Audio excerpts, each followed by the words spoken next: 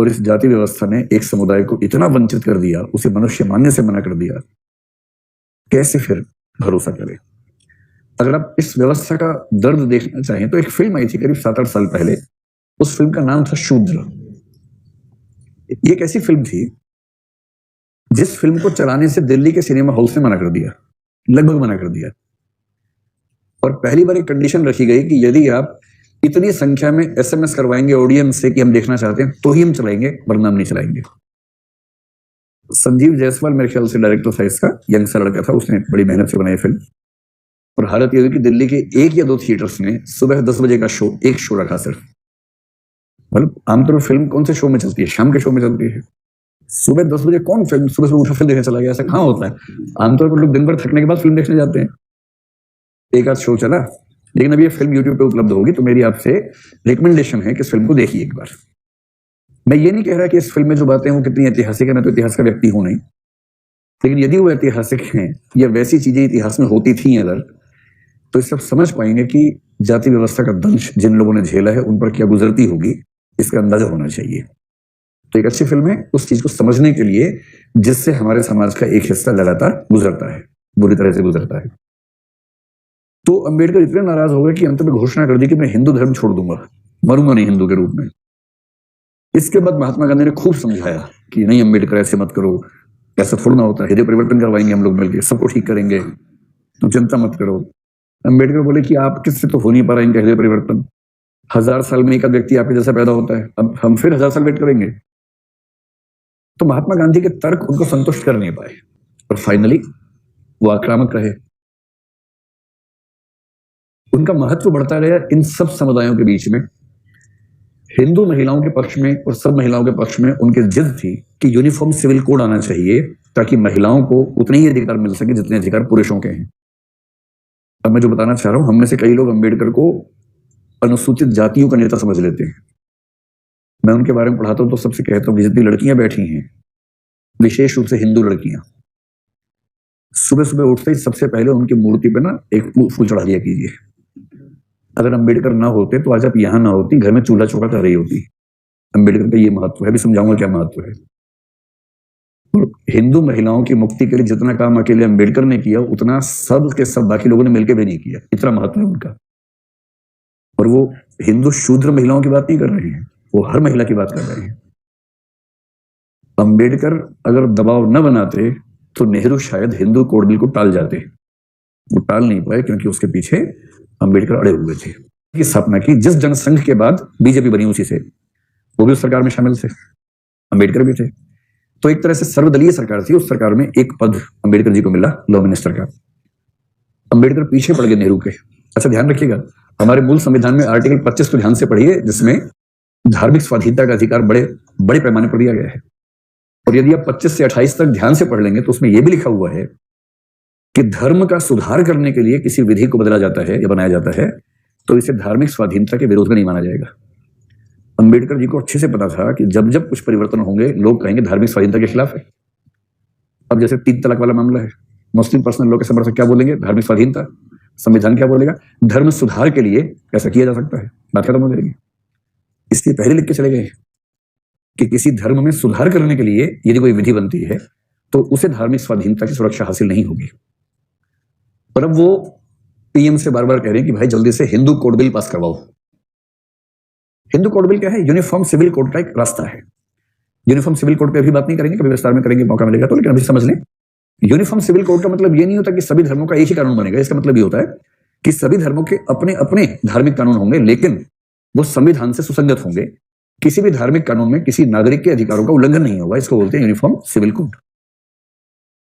तो अंबेडकर ने कहा कि आप हिंदुओं के जो कानून है उनको ठीक कीजिए। उनको मुख्य चिंता हिंदुओं की थी क्योंकि उनका जो समाज था वो हिंदू कानून के तहत आता था।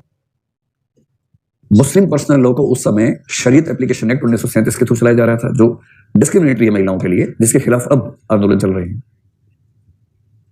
और ये हिंदू कोड बिल के बारे में सहमति संविधान बनने से पहले से, स्वतंत्रता संग्राम के दौरान से ही थी। और इसका मतलब था कि हिंदू समाज में महिलाओं को पुरुषों के बराबर अधिकार मिलने चाहिए। अंबेडकर रोज उनको फोन कर दें, नेहरू जी क्या हुआ क्या हुआ, पास करवाओ पास करवाओ। नेहरू जी हमको बोले देख भाई ऐसा है। अच्छा उनको डर लग रहा था कि नया नया पीएम बना हूं, कहीं बहुत बड़ा विद्रोह हो गया समाज का, जो भी मोदी जी को नींद कभी कभी नहीं आती होगी आजकल कि CAA लाए थे, इतना विरोध होगा सोचा नहीं था, पर हो गया।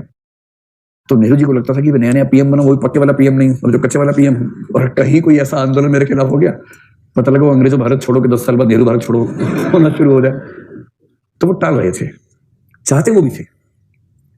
अंत में बोले कि देखो अम्बेडकर, 1951 में इलेक्शन होगा, इलेक्शन के बाद 51 के अंत और 52 की शुरुआत में इलेक्शन होने थे, सबसे पहले विधानसभा और लोकसभा के एक साथ, फिर विधानसभाओं के इलेक्टेड लोगों से राज्यसभा के इलेक्शन होने थे, फिर लोकसभा, राज्यसभा और विधायकों के इलेक्शंस के बाद राष्ट्रपति का इलेक्शन होना था।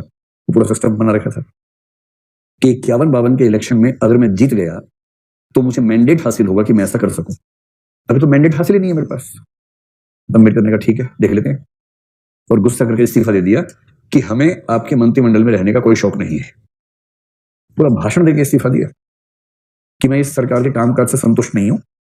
और दूसरा, नेहरू जी अपने मंत्रियों को वैसे डील करते जैसे क्लर्क को डील किया जाता है, हमें ऐसा क्लर्क बनने का शौक नहीं है, इस्तीफा।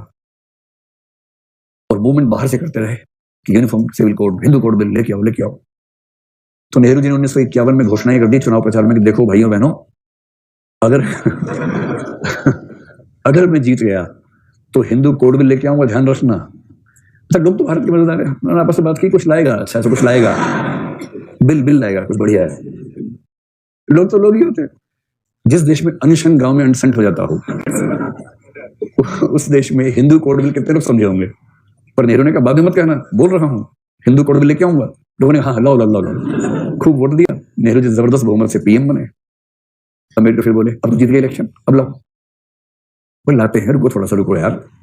51-52 का इलेक्शन जीते, अगला इलेक्शन 57 में था, डरे हुए थे। फाइनली 1955 और 56 में अंबेडकर के दबाव में 3-4 एक्ट पारित हुए। 1955-56 में हिंदू कोड बिल 4 कानूनों के रूप में पारित हुए, जिनमें से पहला है हिंदू मैरिज एक्ट, हिंदू विवाह अधिनियम। उसी में लिखा है कि यदि कोई हिंदू पुरुष एक पत्नी के होते हुए दूसरा विवाह कर लेता है और यदि उसकी पत्नी शिकायत कर देती है और साबित हो जाता है तो 7 साल की जेल है। उसके पहले जेल नहीं होती थी, उसके पहले जेल होता था, पत्नी के लिए जेल होता था कि झेलो, सहपत्नी को झेलो। अब जेल है। जब लोग 3 तलाक में कहते हैं ना कि तलाक देने पर 3 साल तक की जेल हो सकती है, ये क्या तरीका है, क्रिमिनलाइजेशन क्यों करते हो, तो उसका जवाब ये है कि हिंदू मैरिज एक्ट में भी ऐसा है। इसमें क्या बुरी बात है, ठीक है, थोड़ा धमकी रहनी भी चाहिए, धमकी नहीं होगी तो लोग कैसे मानेंगे। फिर आया हिंदू सक्सेशन एक्ट। सक्सेशन का मतलब उत्तराधिकार, हिंदू उत्तराधिकार अधिनियम, जिसमें पहली बार बेटों के साथ बेटियों को भी संपत्ति का हिस्सेदार माना गया। उससे पहले केवल बेटे संपत्ति के हिस्सेदार थे। कुछ परंपराओं में, जैसे मिताक्षरा परंपरा में क्या होता है कि बच्चा पैदा होते ही संपत्ति का हिस्सेदार हो जाता है, और दाएं भाग में पेरेंट्स की मौत के बाद बेटा हिस्सा संपत्ति में हिस्सेदार बनता है, लेकिन बनता वही है। पर यह नहीं था कि बेटी को हिस्सा मिलेगा। अब क्या हो गया, संपत्ति में हिस्सा बेटी को भी मिलेगा।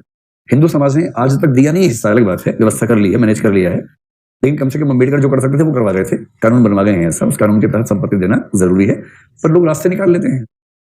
जैसे महिला आरक्षण पंचायतों में वो रास्ता क्या निकला, सरपंच पति, मुखिया पति, विधायक पति, ये चलता है। ठीक वैसा एक और एक्ट है, हिंदू एडॉप्शन एक्ट कहते हैं उसको, Hindu adoption and maintenance act, यानी हिंदू दत्तक अधिनियम। किसी बच्चे को गोद लेना हो तो उसके संबंध में क्या अधिकार होंगे, इसको बोलते हैं Hindu adoption and maintenance act. एक हिंदू माइनॉरिटी एक्ट होता है जिसमें बच्चों के अधिकारों की बात होती है।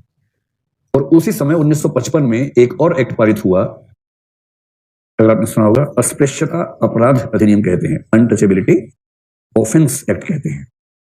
इसी एक्ट को आगे चल के ठीक किया गया 1976 में, जब बना सिविल राइट्स प्रोटेक्शन एक्ट, और इसी एक्ट को और मजबूत किया 1989 में, जब बना एट्रोसिटीज एक्ट।